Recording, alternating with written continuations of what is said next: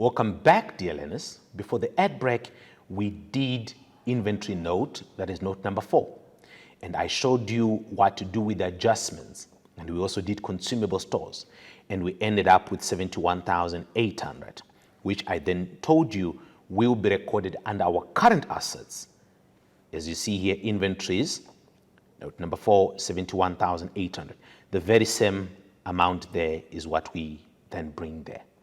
Now we're going to see how can we record the trade and other receivables, that is note number 5. All right. We are given an extract from the pre-adjustment trial balance of Thabo Blankets on 31 December. And we have debtors control, 80,500. Under adjustments, we have the following adjustments.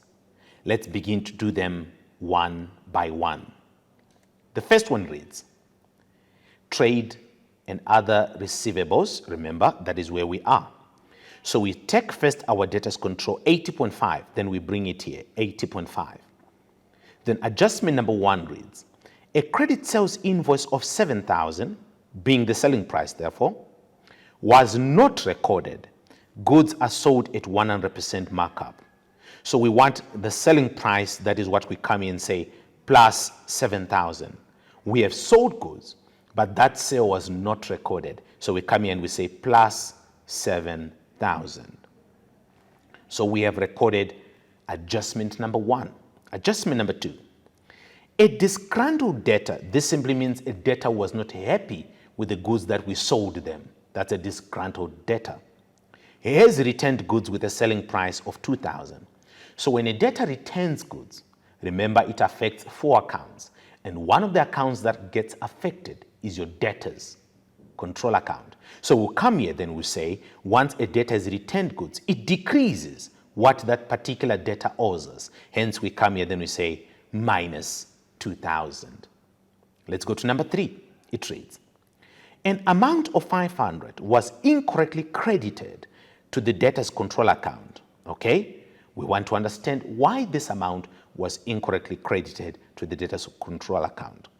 This amount was received from CL's, a debtor whose account was previously written off as bad debt in the previous financial year.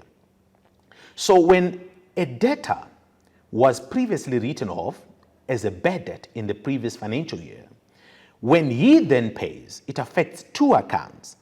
It affects our bank, which we debit, that is the first account. Then it affects the second account, which we credit, which is your bad debts recovered. Your bad debts recovered.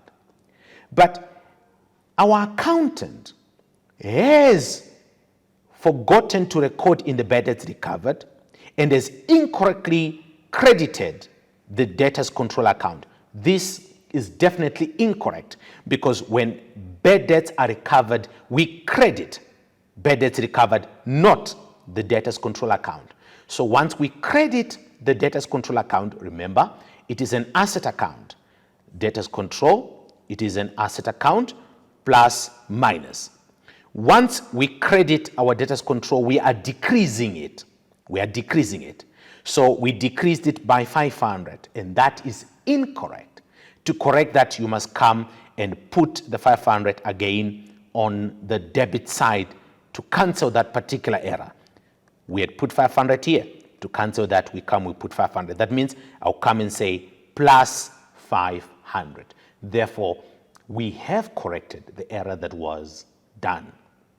All right? That is number 3. Let's go to number 4. Rent income has been received for 11 months. Rent income is 2,500 per month. The tenant was supposed to pay us for 12 months. For 12 months. However, the tenant has paid us for 11 months. That means the tenant owes us for 1 month.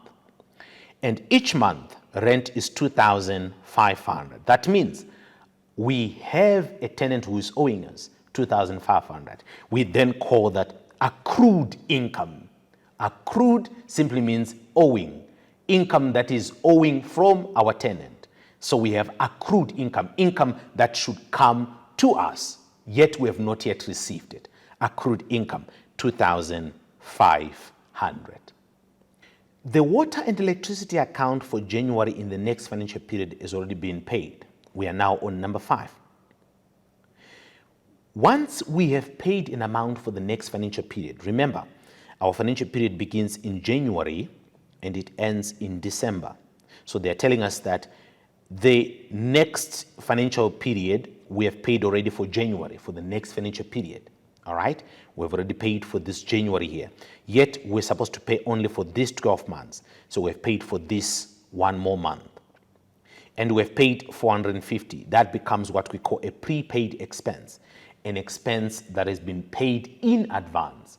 And when we pay an expense in advance, whomever we have paid now owes us as a business. So it goes to trade and other receivables. So you find here 450 under my trade and other receivables.